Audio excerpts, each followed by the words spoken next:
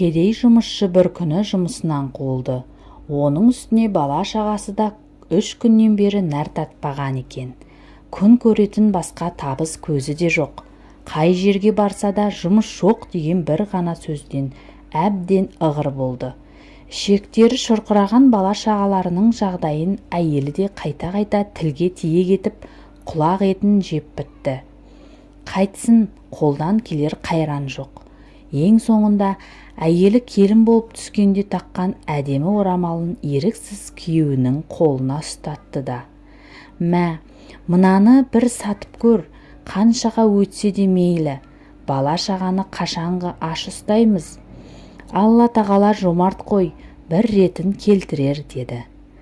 Күйеуі қысыла қымтырыла әйелінің сандықта жатқан су жаңа орамалына амалсыздан қол созды. Орамалды 2 дирхамға сатып үйіне қайтты. Қолындағы ақшасына жолай базарға соғып, бала-шағаларына тіске басар бір нәрселер алмақ болды. Бірақ базарға жақындағанда жол үстінде отырған қайыршыны көрмей өту мүмкін емес еді. Дауысы да сүйектен өткендей ащы, зарлы еді. Қайыршы өткен-кеткенге қол созған күйі: «Аллах разылығы мен пайғамбар сүйіспеншілігі үшін қолымды бос қайтармағайсыздар. Маған көмектесу арқылы Аллах тағаланың мейіріміне қол жеткізгісі келетін адам жоқ па? Өте бір мұқтаж жанмын», тынбастан жалына дауыстап тұрды. Әлгінің сөздеріне шыдай алмаған, көп ойланбай-ақ қалтасындағы орамал сатып тапқан 2 дирхам ақшаның бәрін әлгі қайыршының қолына ұстатып кете барды. Алайда беруін берсе де нағыз қиямет қайым енді басталады. Өйткені өз бала-шағасының аш отырғаны анау. Алдынан әйелі шыққанда не айтарын ойлағанда 2 беті дуылдап демі құритындай сезінді. Не болса да көре жатармыз деген оймен алдымен мешітке соғып намаз оқыды. Мешіттен шығып үйіне беттеді. Әкелері кешіккен сайын тіске татыр бірдеңе әкеле жатқан болар деп үйдегілердің де үміті арта түскен. Ішке кіргенде бәрі жәутеңдей бұның қолына қарасты. Әкелері басын төмен салбыратқан күйі болған жайдың бәрін әйеліне жасырмай айтты.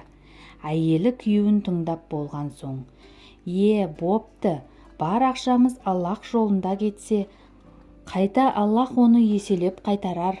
Ол асқан жомарт емес пе? Не болса да дұрыс істепсің», деді, қашанғы сабырлы тақуа әдетіне басып.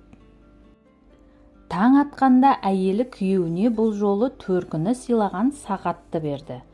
«Ал енді осыны сатта, үйге азық болар бірдеңелер әкел», деді. Күйеуі сағатын алып базарда қас қарайғанша тұрса да сағатты сұраған жан болмайды.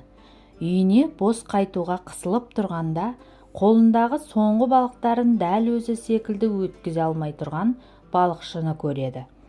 Сөйтті де оған жақындап: «Әй саудагер, менің сағатымды да сенің мына балықтарыңды да ешкім алар емес. Кел, одан да 2 балығыңды менің сағатыма айырбаста», дейді.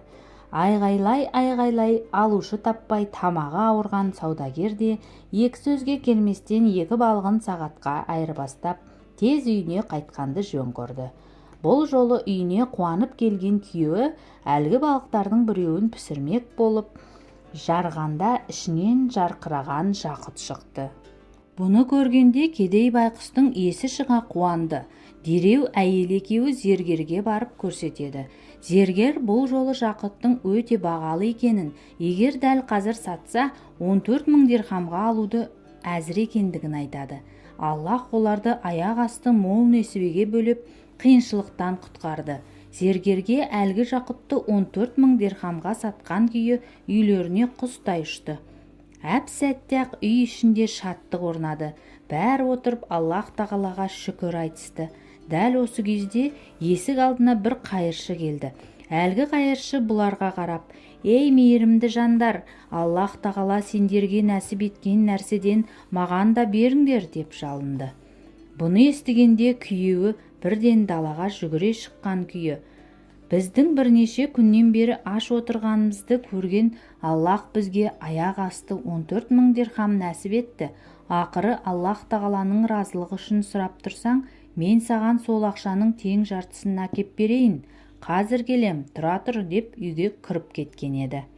Айтқандай жарты ақшасын алып есік алдына шыққанда, үй иесі жаңа ғана өзін күтіп тұрған қайыршыны таппай қалды. Әрі-бері қайыршыны іздеді. Ұшты-күйлі жоқ. Үйіне келді. Неше күнгі аштық ұмыт болып, шұрқыраған балаларының да іштеріне ел қонып, қолға да көп ақша түскендіктен отбасының бүгінгі қуанышы шексіз еді. Сол күні түнде үй иесі түсінде әлгі есік алдына келіп жоқ болып кеткен қайыршыны көрді. Одан неге күтпей кетіп қалғандығын сұрады. Сонда ол, мен жай бір қайыршы емес, Аллах тағала тарапынан сені сынауға жіберілген періште едім. Кешегі орамал сатып тапқан 2 дирхамыңды да сен көзің қиып бала шағаңның аузынан жырып маған бергенсің. Сол күнгі жақсылық құмарлығың мен ақ пейілің үшін Аллах тағала саған жақұт сыйлады. Ең соңғы рет тағы сынады. Мен қайыршы кейпінде есігіңнің алдына қайта келдім. Ал сен болсаң, дархандығыңа тағы да тәнті еттің. Аллах разылығы үшін дегенде жаныңды да болса беруге пейіл екендігіңді көрсеткендіктен Аллах тағала сенің осы бір екінші жомарттығың үшін о дүниеде жұмағын сыйға тартпақ. Аллах разылығын тілеп, неге де болса бара алатын сен секілді мұсылмандар не деген бақытты десеңші деп жауап қайырыпты. Арнаға тіркеліп достарыңызбен бөлісіңіз. Келесі қызықты видеода кездескенше.